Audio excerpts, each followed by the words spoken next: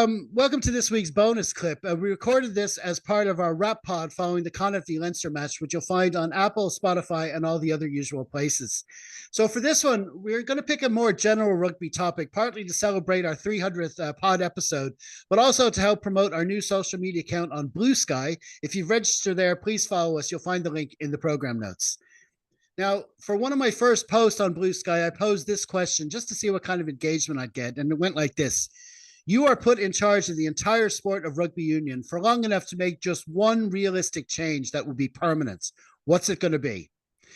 We'll be reading out some of the excellent replies we got, but first I'm going to give my guest Conor Cronin a crack at it. Yeah, and you know what, mine ties in a little bit with something a couple of people said. You know, someone who, someone with the username Peel saying, pump money into unions that need and deserve it. Madagascar was their highlighted team. And Maz Macmillan saying tier one nations must play at least one tier two nation every year. I just like the word tier, but you know what I mean. And it kind of ties in with something I've said this a few times in the group chat and in a couple of other places.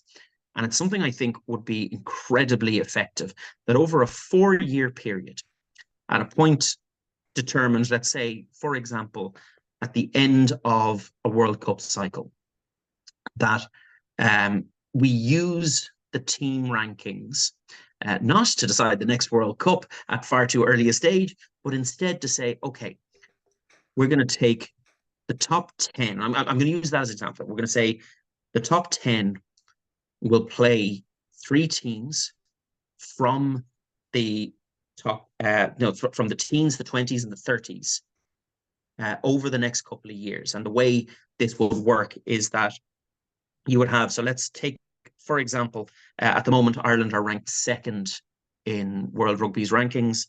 12th is Japan, 22nd is Namibia, and 32nd is Germany. So over the course of the 4 years, we would commit to touring Japan, touring Namibia, touring Germany, and to have those teams come to us at least once in those 4 years. So every single one of those teams would play Ireland a minimum of twice. And let's be realistic, if you're touring, so for example, if we go and tour Japan, that's 3 games where Japan play us. You know, are we likely to send full 15 to Namibia or Germany? Absolutely not. But you want an opportunity to develop players and put them on the international stage, there's your opportunity. Send in players to play against guys who are going to be pumped for it. You know, you take 30 German lads who are ranked 32nd in the world, and they're like, we got a chance at a scalp here, lads. You know, and whether that's us or whether it's Japan or even if it's Namibia, who are 10 places ahead of them, they get an opportunity to play those teams. Ideally, you get, you know, in a non-Lions year, so 2 years from now, that maybe you'd say, okay, we're having a tournament, and it's going to be in, and you know, be in Namibia or be in Germany to limit the amount of money they have to spend. But you know, we go there and we play a bit like the old Churchill Cup. You know, we play a tournament in a couple of years against those 3 teams. You know, where okay, each team is playing. You know, if you play 3 games and the top 2 and the bottom 2 face off for a cup and shield kind of a thing at the end of it, you know, that's each of those teams playing 4 extra games in a 2-year cycle. You know, if we commit to saying that yes, Germany will play Namibia, or will tour Namibia, or Namibia will tour Germany, or however way you want to arrange it, but it means that, you know, and again, not everyone loves the tier term, but it means you've got tier 1 nations helping tier 2 nations and helping tier 3 nations, essentially. I mean, I'm not suggesting that Namibia would be tier 3, they would be tier 2, but Germany at the moment, as they build the game, and imagine the attendances at those games, you know, where typically right now, maybe, I mean, I don't know the official statistics, but maybe the German team might be getting 8 or 10,000 people coming into an international game. And then you tell them you're playing the second best team in the world. Come and watch that. And sell your tickets for €10 to school kids or whatever. They don't have to be expensive tickets, but get a big stadium, get them all in, pile young people in to watch this, pile adults in to watch this, and grow the sport of rugby that way, where essentially the top table are not saying we like our position in the top table, we like it very much, and we don't want to give any of this space away to anybody. Instead, we've got the top table saying, great, we're not just dropping scraps to the lower tiers. We're actually going to give you the chance to play us. We're going to give you the chance to, we've got our autumn internationals coming up. Come and play. Or, we'll host the tournament this year and you can host it next year. Something that allows these teams to grow the game, to build viewership, to encourage young kids who might be looking and saying, I'm not great at football. And again, I'm using Germany as an example where football is the number one sport, but not everybody's good at football. So what do I play instead? What do I do now? Or, I feel like I'm too big, but look at the size of that fella. And he's a professional and he's getting paid to play this sport. Maybe I could too. It's anything that builds the game. And I think this kind of system where, and let's be realistic, the IRFU travels to Namibia, for example, and we bring X number of balls and tackle bags and whatever else. Do we really want to ship them home again? No. Let's leave them behind. Let's donate them to a school. Let's donate them to a couple of clubs. Let's go and meet those players out wherever they are within the countryside who are watching their heroes get a chance to play Ireland.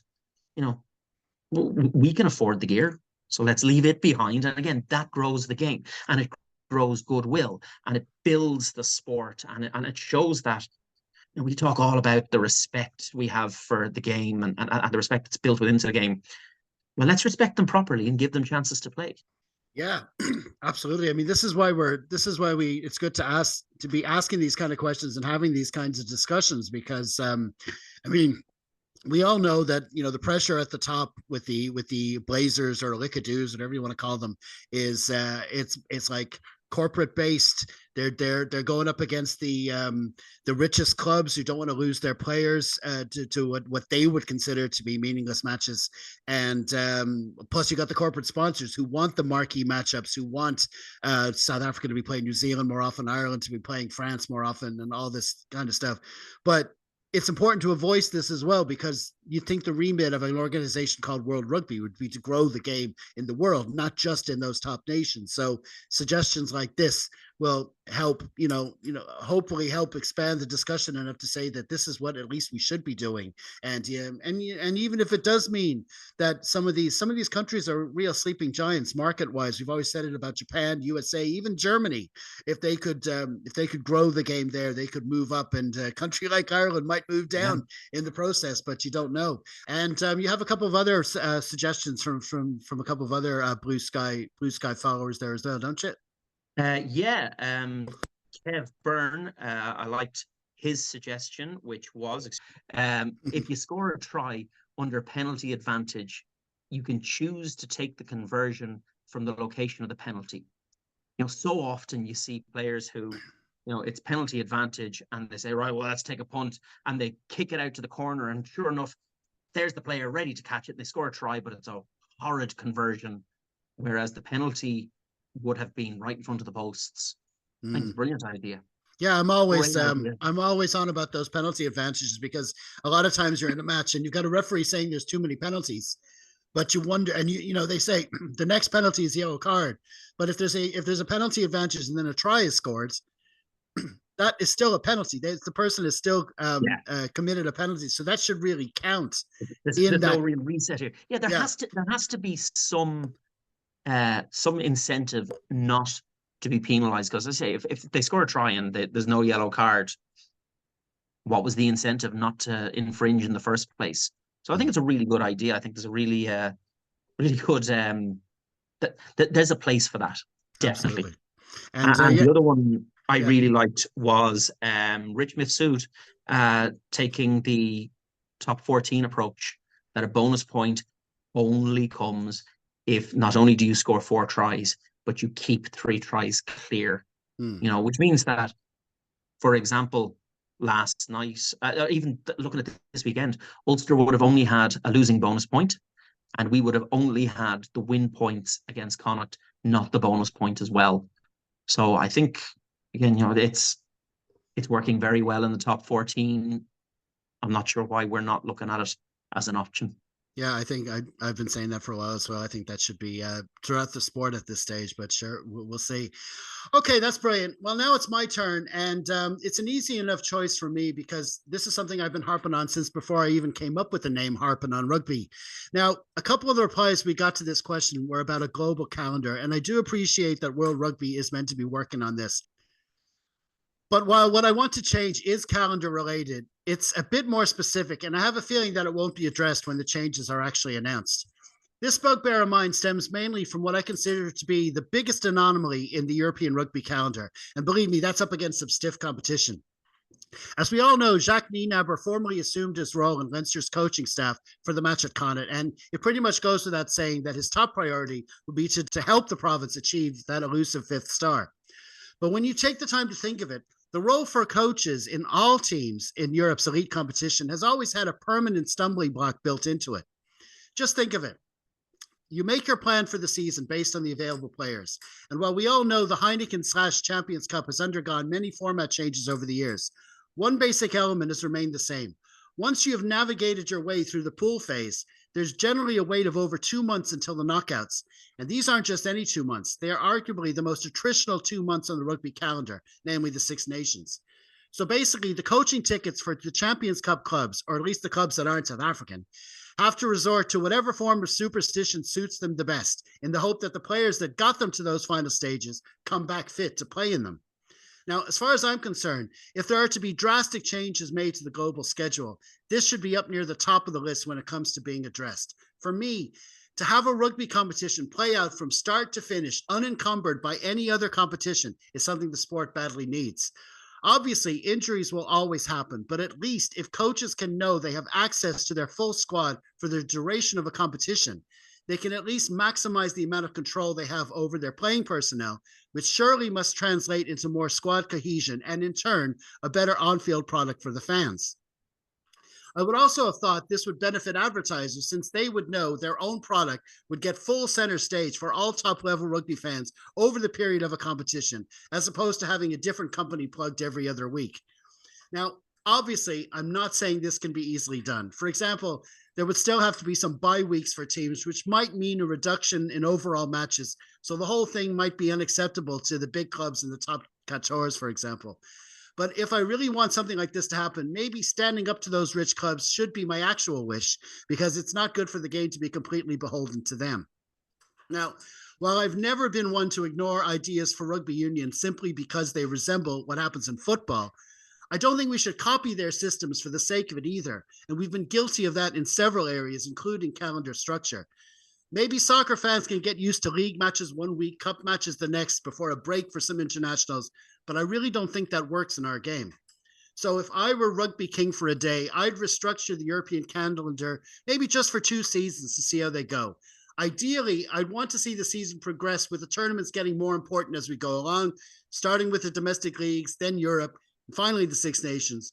But if that showpiece absolutely has to be in the spring, then I'd be happy with having the Champions Cup kick off the season, then the Six Nations, and finally the domestic leagues, providing qualifiers for the following season's Champions Cup. So that's my answer. Right. Now for a couple more of the responses from Blue Sky. These are some of the more lighthearted ones. First, we have Edward Jenkins, who many rugby social media heads will know as the most vocal critic of Ivory Coast rugby on the planet. His change would be to ban union ownership of non-test pro teams. I wonder who he's talking about there. Anyway, our own Rugby Kino quickly replied with a suggestion of his own: ban private ownership of non-test pro teams. Some classic cross-Celtic bants there. Anyway, We finally have a straightforward one from Cy Williams, who incidentally has published a book titled Welsh Rugby, What Went Wrong, and I'm trying to get him on the pod for a chat soon. His answer is simply, I would invent a time machine, go back to 1995, and do Welsh professional rugby properly. That's fair enough.